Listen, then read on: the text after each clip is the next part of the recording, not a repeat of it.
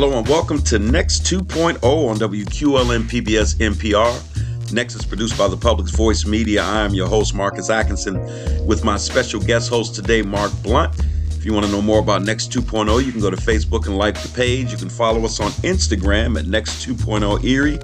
There you can keep up with upcoming show promos, events, and clips about what's next for our communities and our democracy. Thank you so much for tuning in. Today, we've got a late night episode following the DNC speech by Vice President Kamala Harris. I assembled a couple of our past guests to express themselves about what they thought about not just the speech, but about the convention overall. It was a high energy event. There was a lot going on. When you compare and contrast to the RNC event, I think you'll see a lot of key differences, but noticeably the diversity, the mixture of different ages and genres in terms of music and things along those lines was just fascinating. So we wanted to get together, talk about this, and we hope you enjoy the show. It is now 20 after 11, so it's late. We wanted the takes to be fresh. I wanted everyone's reactions right off of the speech and the ending of the convention because it was high energy. And I wanted to touch base with people to see what was going on. And so Mark Blunt, one of my co-hosts, is choosing to join us this evening. Mark, thank you so much for joining us. Thank you for having me. And then we have entrepreneur Daphne Marie joining us from the southern region of the United States. Daphne, thank you for joining us. Thank you for having me. And my man, Rock Copeland, a local county councilman, has been on the show before. Rock, thank you for joining us. Glad to be here. All right. And Rock, of course, is a Democrat. Let me make sure I point that out for the few people that don't know that. Daphne, I'll start with you. Give me your overall take of the speech. Was it what you expected? Was it more than what you expected? Definitely more than what I expected, because this is actually my very first time actually listening to her give a speech. I've stressed before that I wasn't, I didn't know a whole lot about her. I just didn't feel like they used her effectively, during her vice presidency these past 4 years.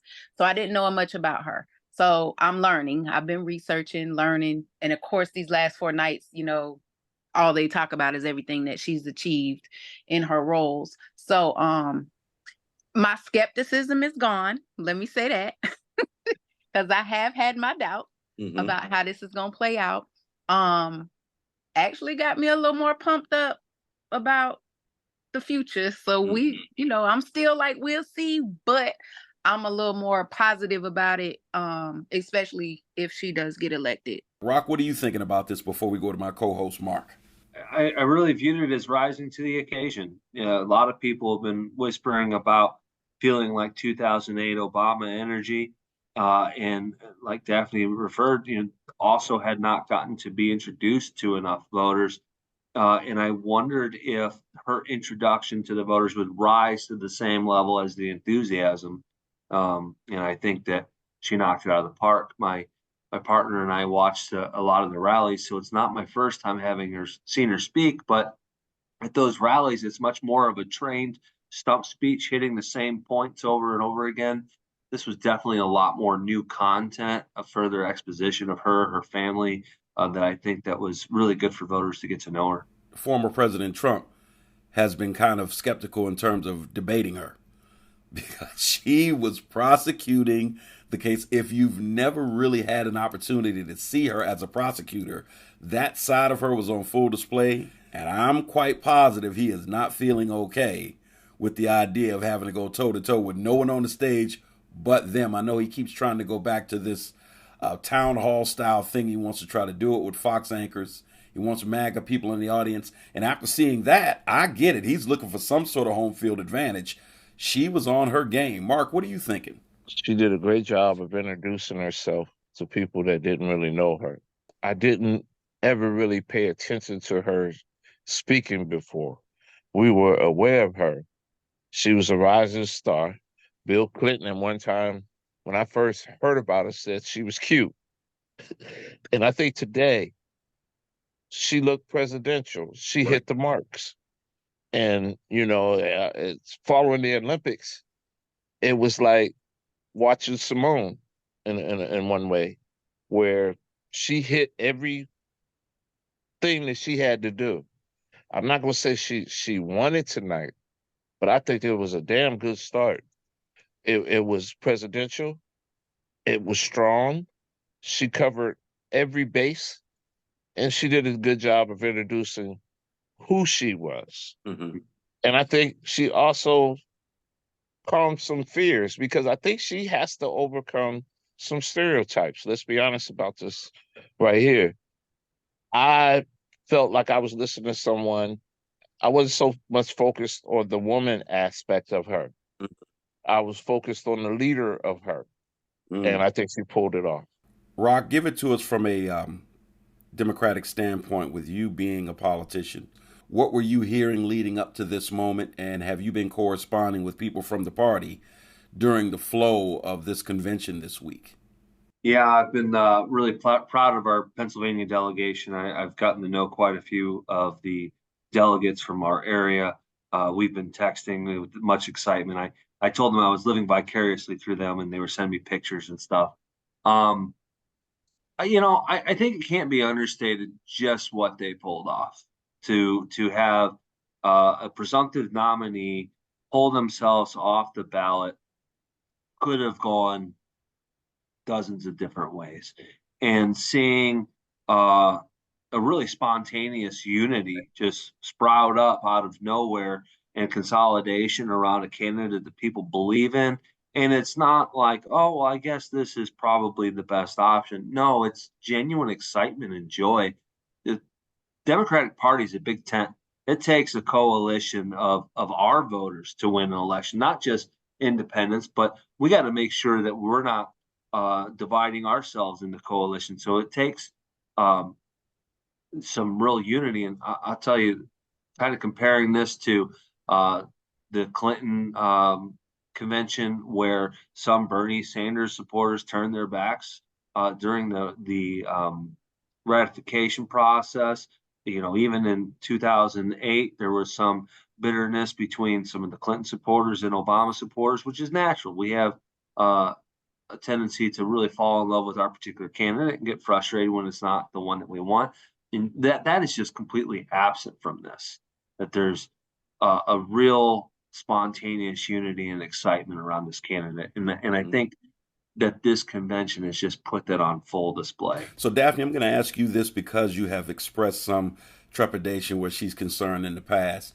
The energy that you felt from this campaign or from this convention from start to finish, what kind of feeling did it leave you with? Not just a strong woman, but a strong Black woman. And I say that because this is probably the first I've ever followed the whole process of this. Mm-hmm. I did when Barack was running, but not in depth like this. And probably because this is a woman. And because I know this country don't view us equally. Like, we can't run the country. A woman can't run this country. You know, that's what they saying. Y'all know that's what they saying. However, watching her, learning more about her, because like I said, I took a lot of initiative on my own to find out some more before this even came about. But the way her family speaks about her, the way her friends speak about her just says a lot. And I have a good feeling. I have a way better feeling than I did when this was announced that she was gonna take this position, this role, and run for president. So I'm excited. I'm gonna stay with you for just a second, Daphne, and this is putting you in a box, but I think you're the obvious person for me to pitch this one to. You listen to Michelle Obama. She went from when they go low, we go high. She threw all that out the window and undressed this man this time. You even listen to Kerry Washington tonight. She went right at, let's talk about how we say this woman's name. The disrespect. You see how she went for that? Yeah. Talk about just how much that is going to mean to the Trump strategy, because I know his crew is pulling their hair out saying, stick to the issues.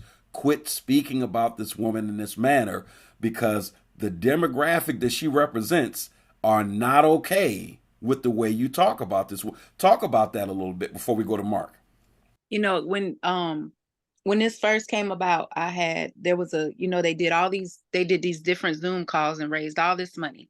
And a friend of mine sent me a video of when all the white women, the Caucasian women, got together on this call, and they raised more money than the Black women that were on the call the night before.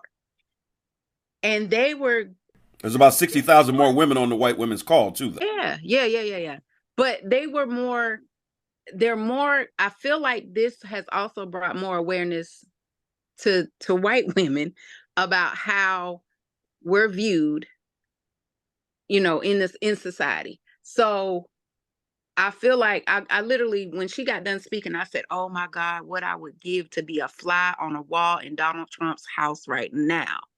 Because I know he is, for lack of better words, shitting bricks right now. And I can't wait for the debate. But I do feel like, his best thing is to stick to the issues, because she does. Even and the way they have all been handling him this week, they're getting him, they're coming at him, but they're doing it so eloquently.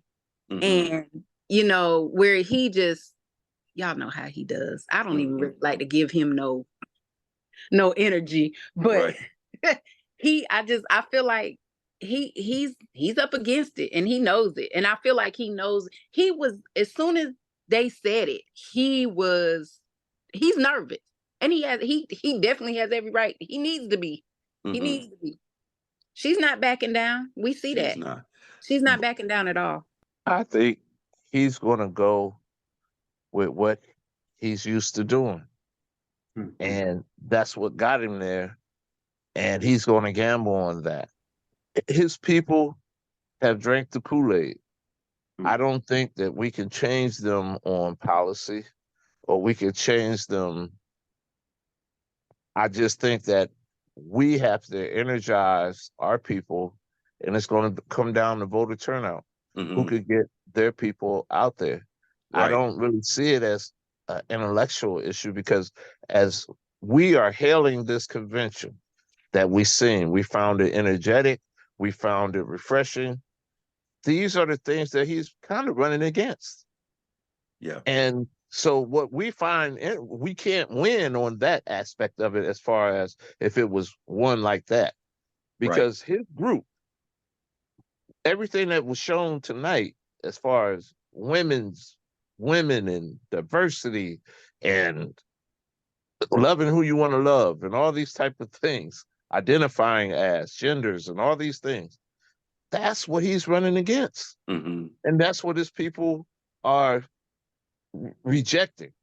They're rejecting what we just saw this week. So Rock, this is going to be very interesting. So, Rock, I want to seize on something that Mark said and throw it to you. Mark talked about Trump's MAGA followers drinking the Kool-Aid, and I think to a great extent we all would agree with that. By the same token, when I think of what I like to call mainstream Republicans, and even tonight you had Adam Kinzinger, who spoke today, former House Representative for Illinois. You also had Jeff Duncan, former Georgia Lieutenant Governor.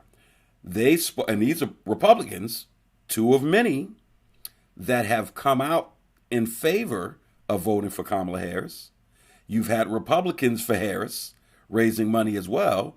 And so on the one hand, you do have MAGA folk drinking the Kool-Aid. On the other hand, it seems to be a groundswell of traditional Republicans who want their party back. Speak to that. Yeah, I think just like all cults, eventually some people see the light and find their way out and realize that this is unhealthy for them.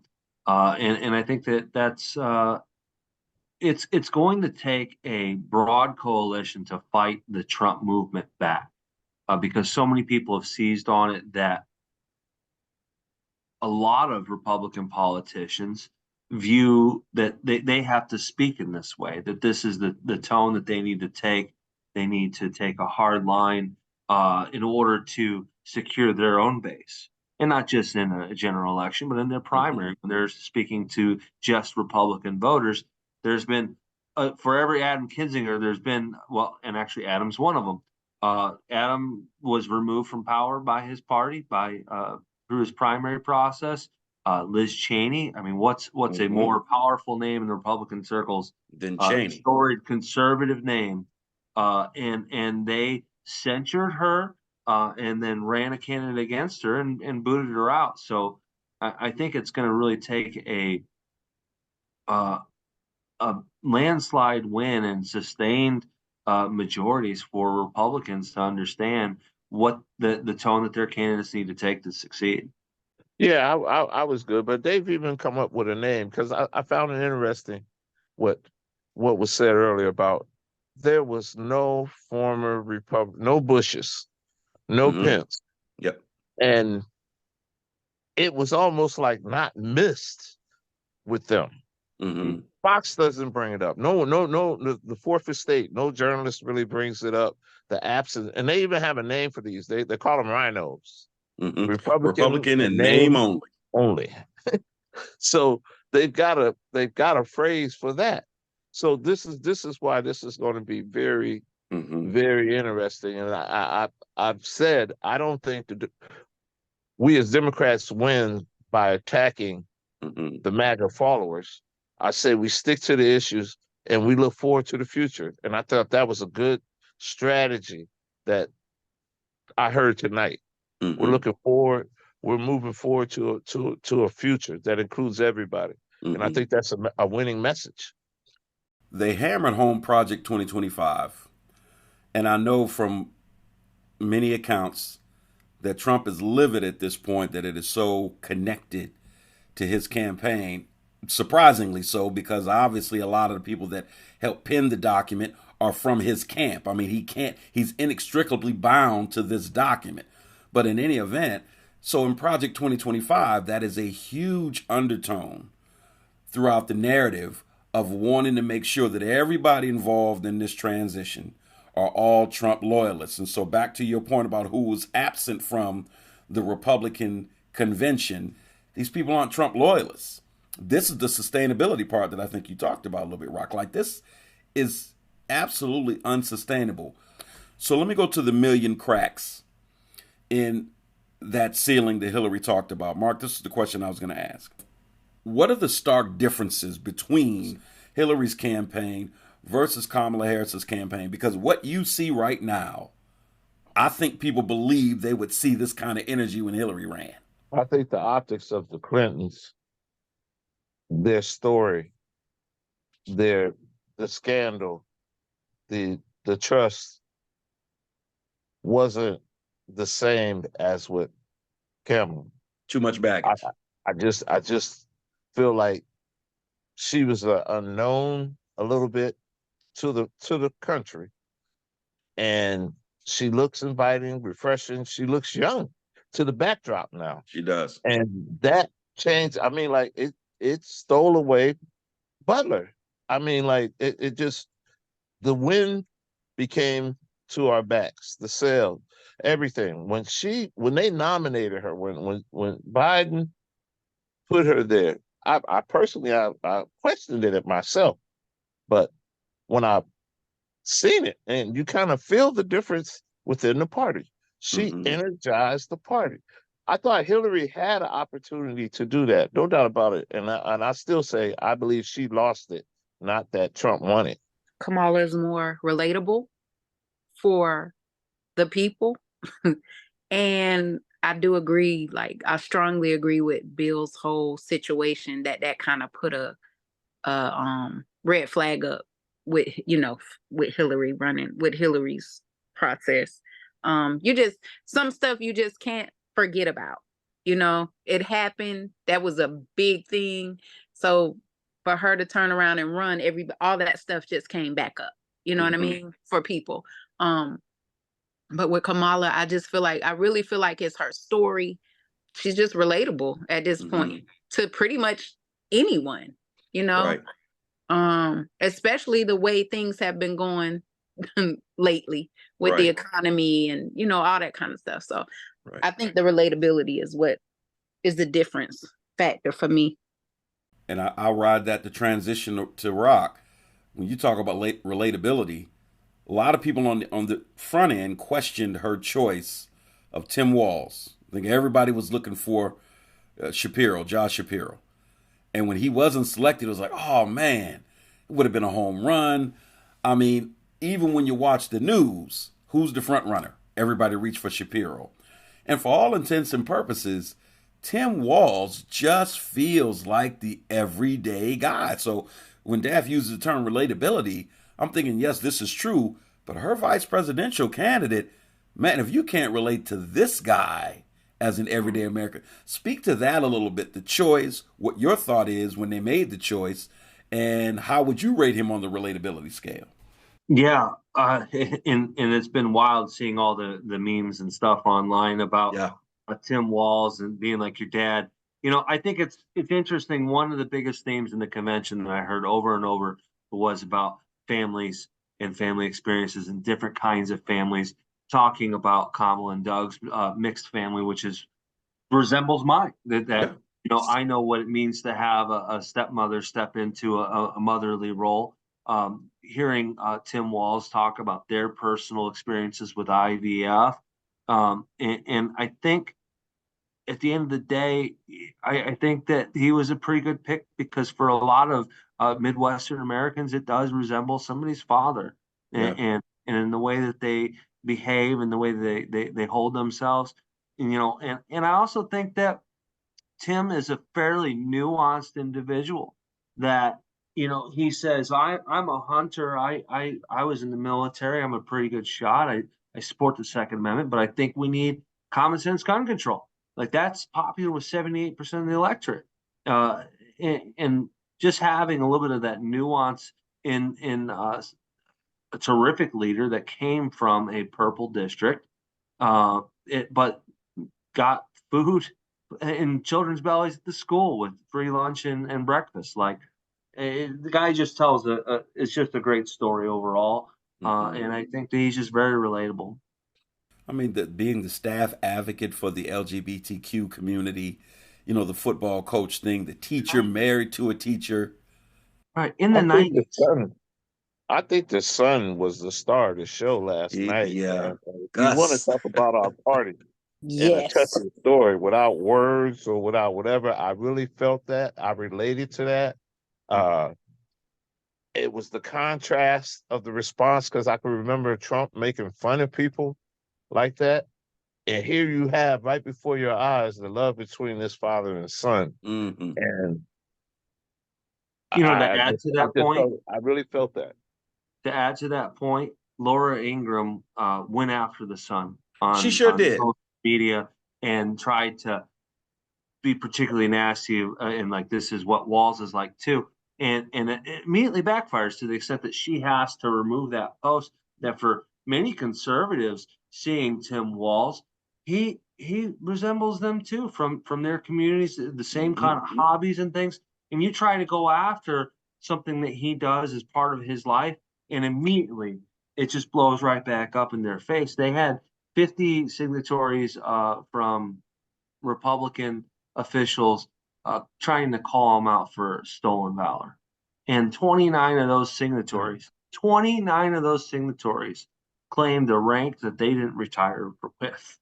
And you know, it's just kind of interesting. Anything that they try to throw at Tim, sorry, you're going to lose a big portion of your electorate because that's what their family looks like in a lot of the times. Yeah. And I think that having that broad base there where and Kamala touches on this. She talks a lot about, can you imagine in this country that a woman from San Francisco and a man born in Nebraska are together on the same ticket for the highest office in the land, and it says a lot about who we are as a country. And I think it's the perfect narrative.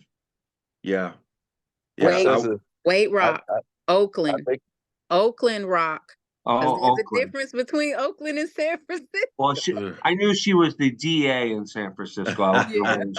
But she was raised in Oakland. Good to know. Thank you. Yeah. I would also say it speaks to that blue wall theory where Minnesota, Michigan, and Wisconsin is now in play, where PA, I don't know if Shapiro would have been able to get that.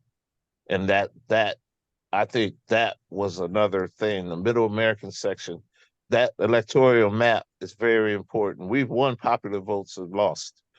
But this time, I think that they were playing chess.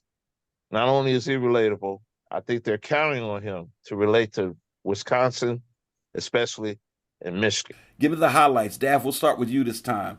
Of those 4 days, what stood out? Was it a speaker? Was it a certain occasion, entertainment? What jumped out at you on each 4 days?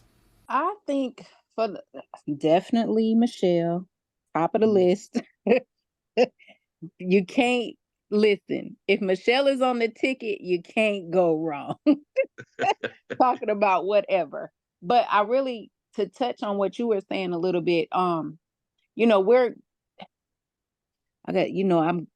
watch how I say stuff sometimes because I don't want to offend nobody. But we're a creative people. So the way this convention went doesn't surprise me at all. You slick got a tribute to Prince in there with John Legend and Sheila E.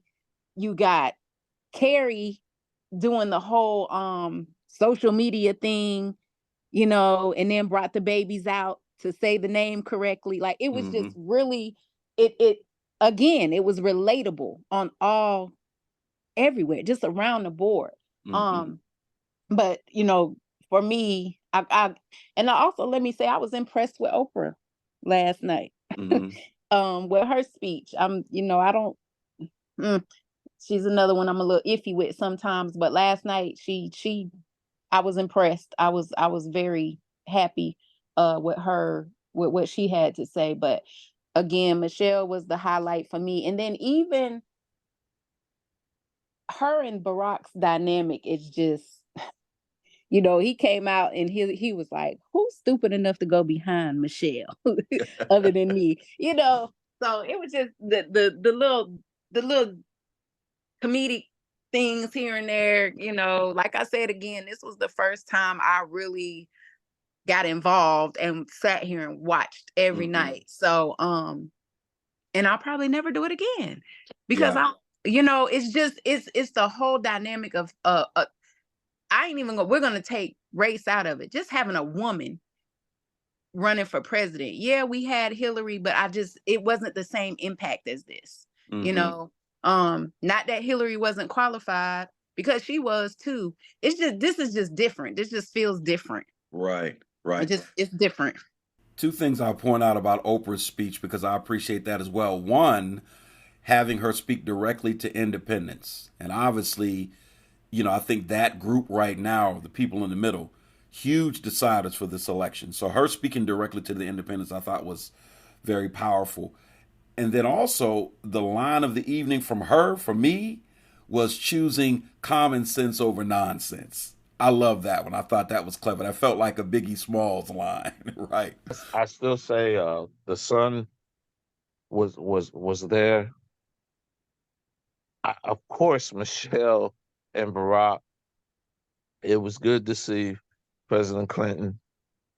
It was nice to say goodbye to President Biden and appreciate what he did, how he stepped aside. That wasn't easy, and he got his due. However, I also think what was kind of obvious to me, that who decided to give these speeches at 11 o'clock and 10 o'clock?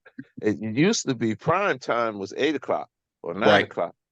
And I think it's kind of like a disservice. I don't know if this is a West Coast thing, why they decided to do this or not, but the fact that we are up this late and she didn't go on stage till about 11 o'clock, I would have liked younger people, even though they might not can vote, to see some of this. Yeah. And I don't think that they were up. But I think the impression, they could have saw some good role model examples like Michelle, Barack. And I also felt like Kamala reminded us of something where people wanted Oprah. There was a call for Oprah to run. There was a call for Michelle to run. I remember those, yep. But what she did was remind us, let me tell you who I am. She won elections. These other ones didn't. And she reminded him she had fights before. She ran for attorney Mhm. general. She Mhm. ran for a senator. Mhm. And I was like, wait a minute, she did. She is these women, but her resume is better. Yeah. Her resume is better. And I never really thought of it like that. And she made her case. Hey, you said she was a prosecutor. She made her case quite well She did. tonight. Mhm. And I think that was a highlight because she pulled it off. And now we can move on. Can she be presidential? I think we could see it. Now, will the vote come out? That remains to be seen. Now, I think it's Mhm. going to be an organizational struggle to get her people out or get the base out. I don't know about independents because I believe we have Democrats that voted for Trump before. The same people that voted for Barack have voted for Trump, and I think we discounted that. They call them used to call them Reagan Democrats or what have you. I think we have to get those people back, and I think we have to get our people out to vote, and young people have to vote. Mhm. They have to come out to vote if she's the win, and that's going to be the bottom line. Turnout is going to be the bottom line.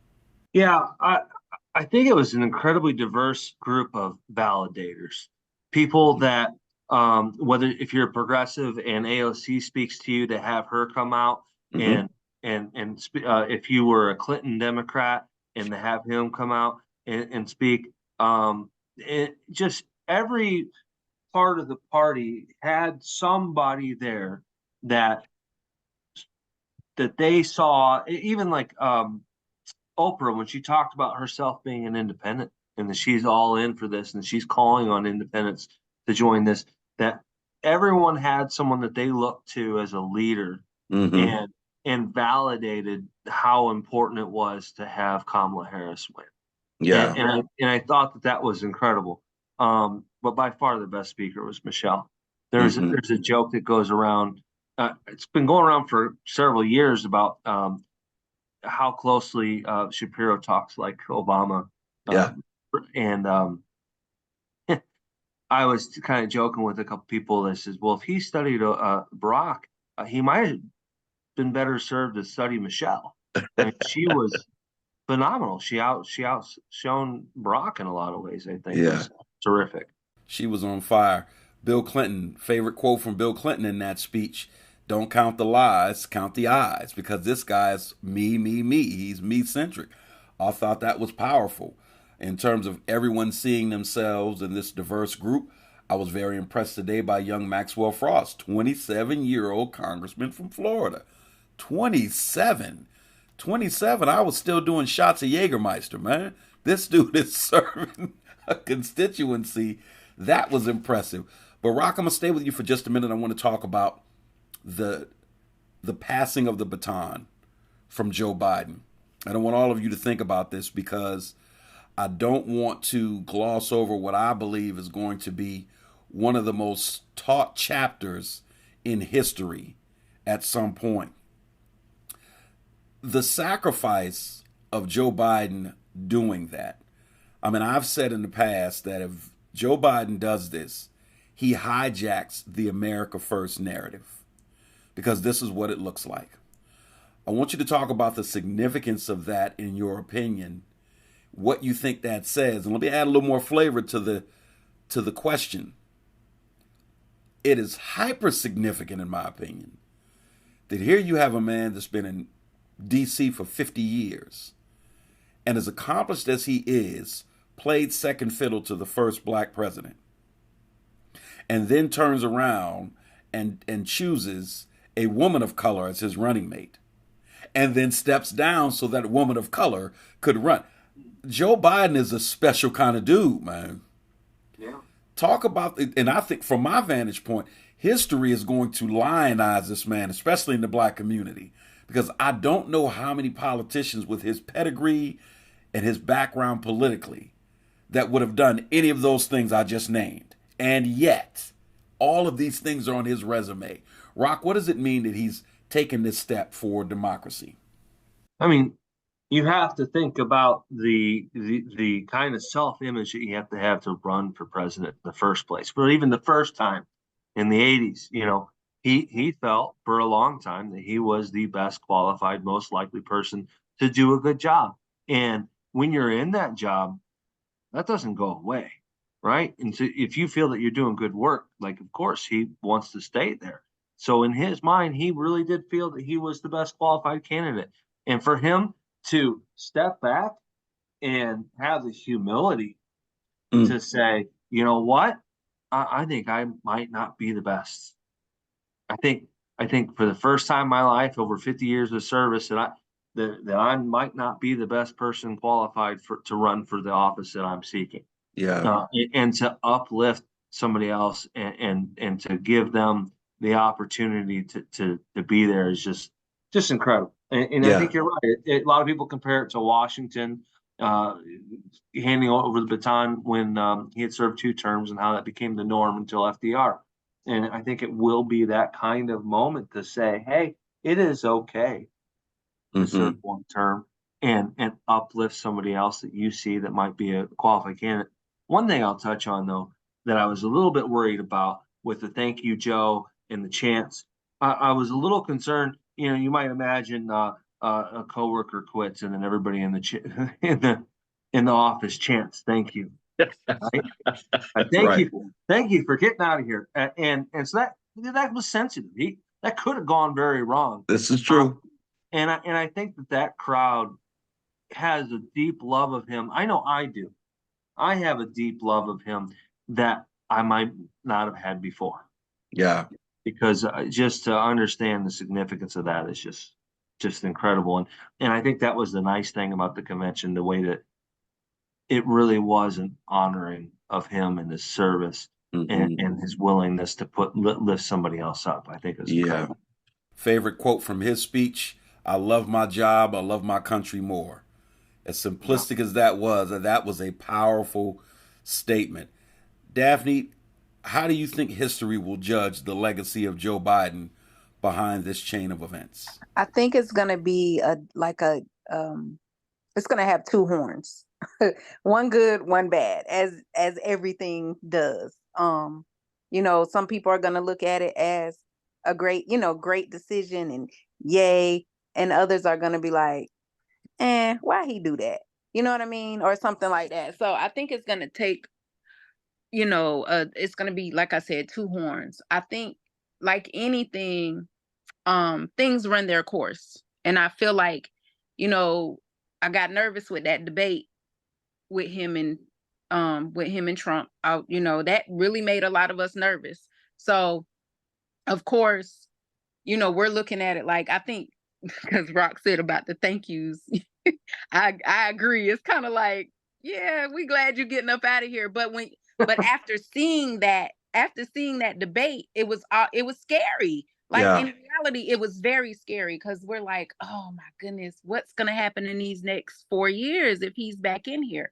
Right. So I don't think it was, of course they didn't mean it in the way that it could have gone, could have been taken, but it also was a sigh of relief too, and just being honest, it was scary. So yeah, I definitely think he's gonna definitely be in the books for the, for what he's done, especially if she gets elected.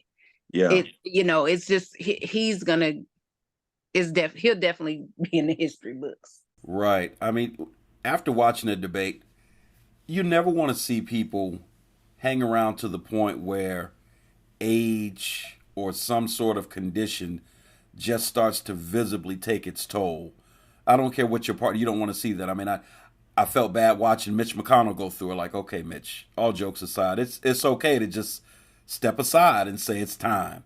After the debate, I said the same thing about President Biden. It's time. I respect the fact that Nancy Pelosi said, you know what? Let Hakeem Jeffries get his turn. I am stepping aside and doing something else. While she is still obviously coherent, there is a time to walk away.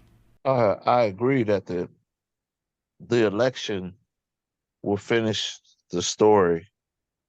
If the outcome is Kamala, I think Joe will go down as a great. This will be a great service to his country. If it goes the other way, it depends on the Trump term. Was Joe in the way or whatever? I don't know what Trump's term looks like outside of chaotic, but I don't know what that looks like. However, I would like to reflect on the two conversations that I think is pivotal when we look at Biden's presidency. Mm-hmm. James Claiborne, the commitment that Joe was about to lose if it wasn't for him.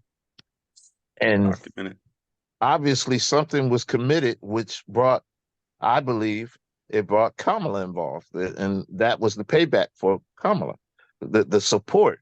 Because if that man turns his back in that primary on Biden, his career, his story was done right there.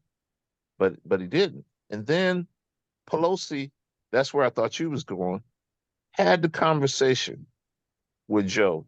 She did. And that's when he made that decision, I believe, from the outside looking in. It convinced him. It was a friend-to-friend talk. It was whatever it was. In those two conversations, I can respect Joe for listening.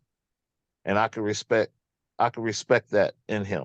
And I just got a different view of him because of his actions. Policy-wise, I think he's very underrated in what he's accomplished. You heard me say before, it's almost like how Johnson followed Kennedy. A lot of people remember Kennedy for the flash, the youth, and that's Obama to Joe.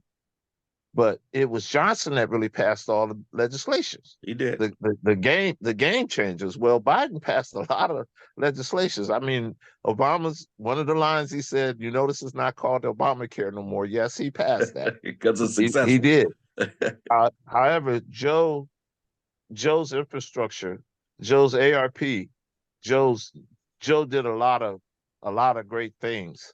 Even when we started saying in Erie, when we started arguing about the diversity money, diversity and inclusion, equity and inclusion, that comes from the Biden administration. Yes, so I think hopefully with a win by Kamala, it will give us a good look at Biden and see that. And him, he was a changed man, because at the beginning, he wasn't necessarily a pro integration person or what have you, but most of us change. We're not the same, and we grow, we learn, and hopefully we become better people. And I think that's what happened with Joe Biden.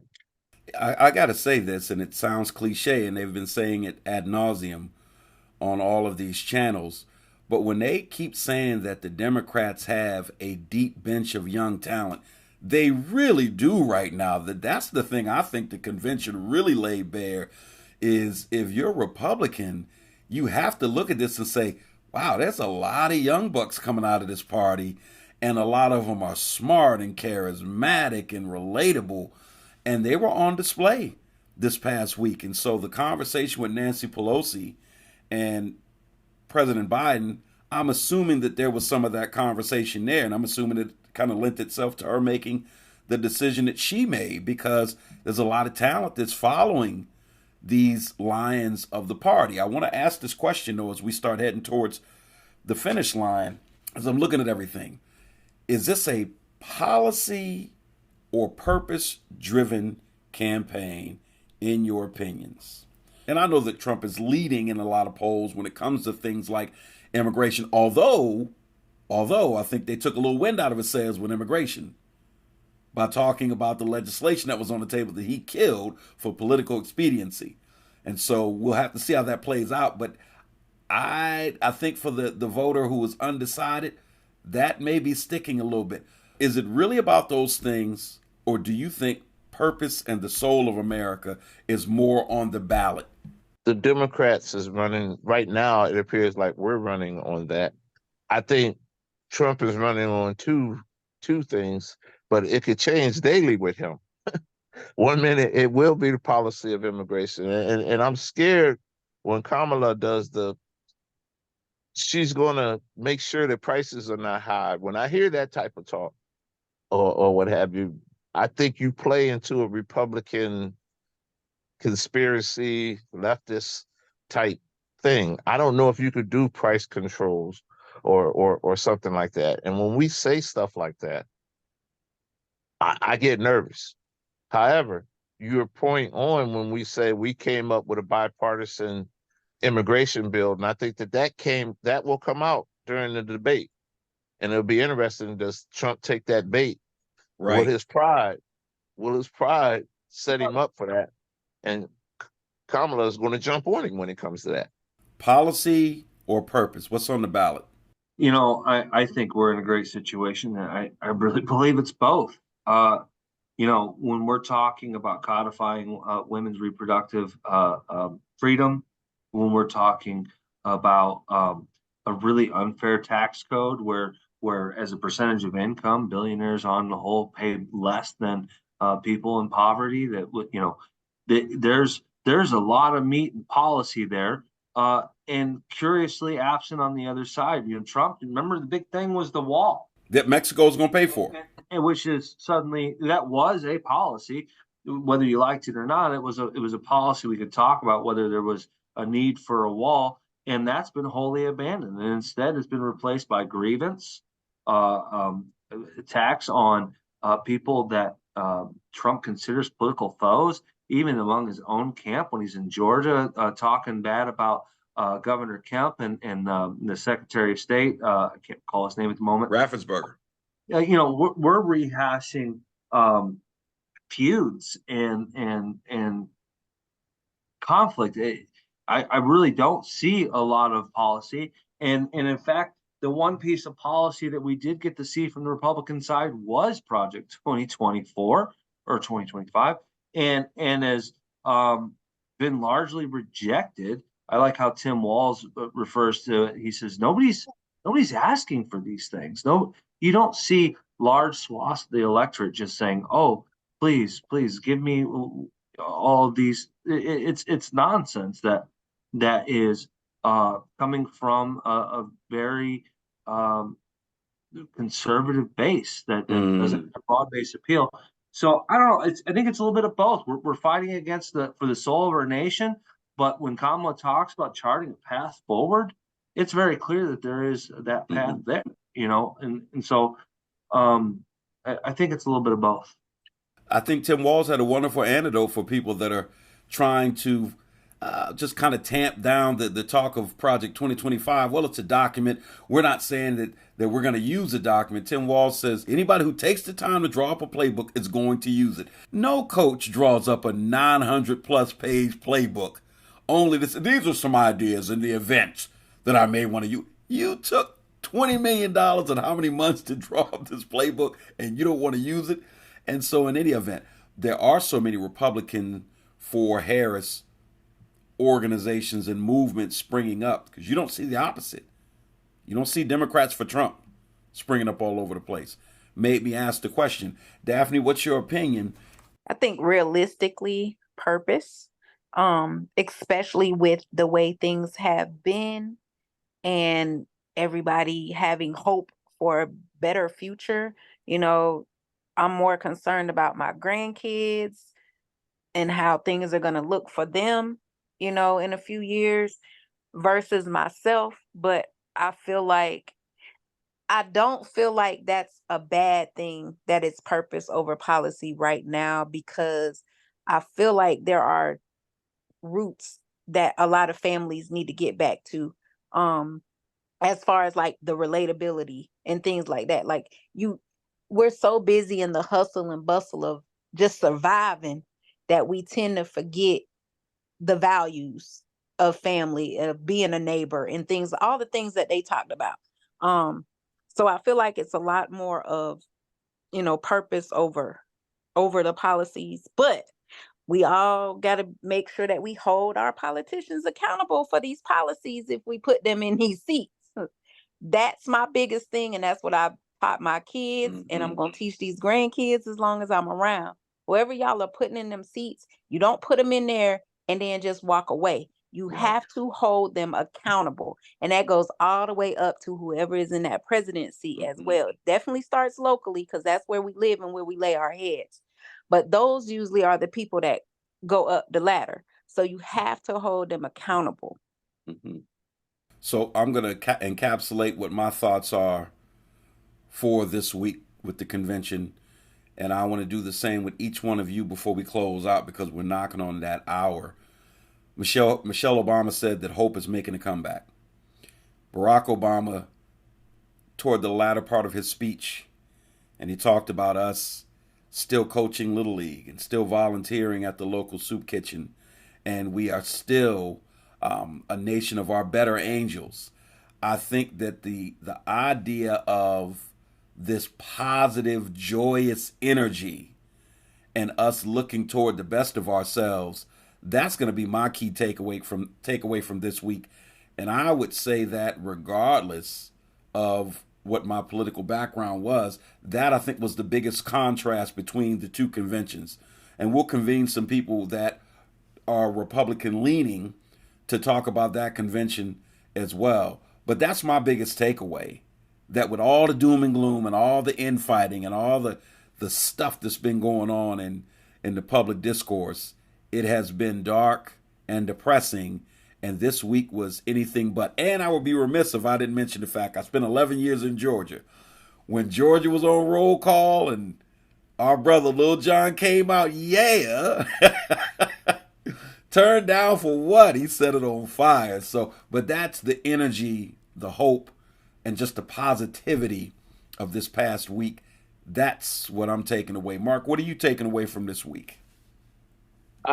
You used a million cracks, and I'm reminded of when Kamala became vice president, and I seen Van Jones cry and said, "Now my daughter can dream," and I feel the energy of that, and she's still carrying that, and I just hope that works.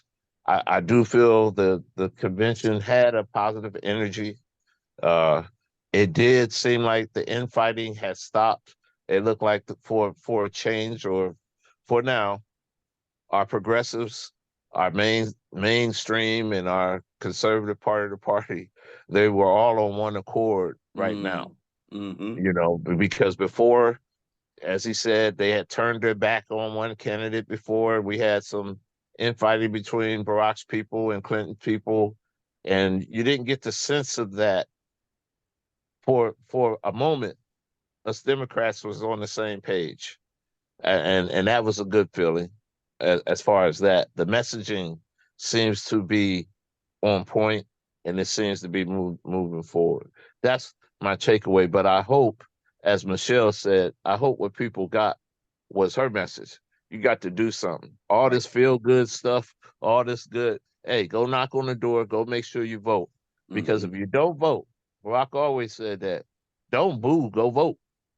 Don't be mad. Go vote. If you go vote, this don't matter if we don't vote. If we turn out, she wins. If we don't turn out, she loses. Right. Rock, your takeaway for the week.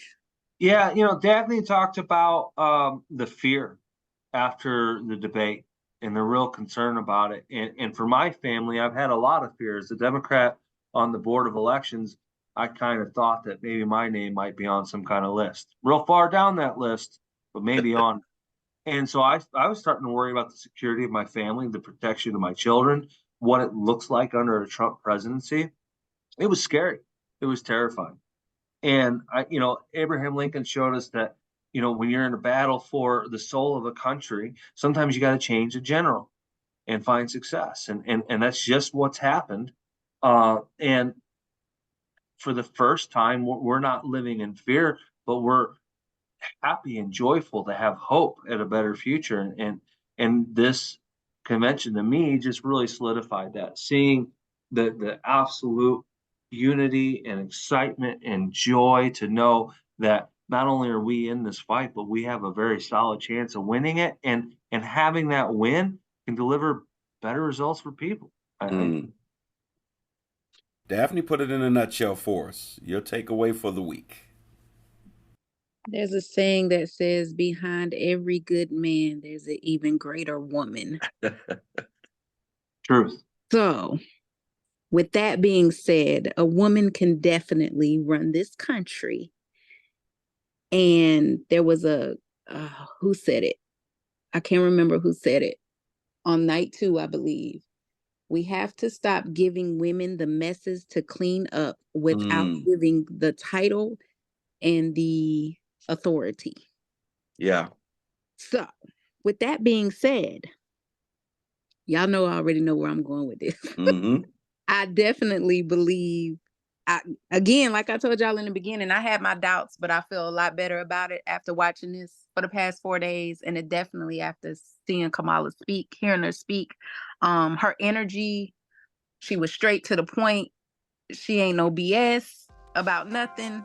So I'm excited, and I'm glad to be living through, the first Black president and possibly the first woman president. There is certainly a great deal of history being made in this election cycle. I want to thank my special guest today, Rock Copeland, Mark Blunt, for always stepping up when we need him, and Daphne Marie coming straight out of South Carolina. However you vote, you have to admit that this election cycle is one for the ages. And in November, this, if nothing else, will arguably be the most exciting election that we've ever seen in our lifetime. I know certainly for mine. All right, ladies and gentlemen, thank you so much for tuning in to the first midnight edition of Next 2.0. That's all for our show today. Tune in next time for more discussion and analysis with local and national guests. Remember, the Next 2.0 streams on Fridays on all major podcast platforms and on the fourth Sunday of the month at 4 p.m.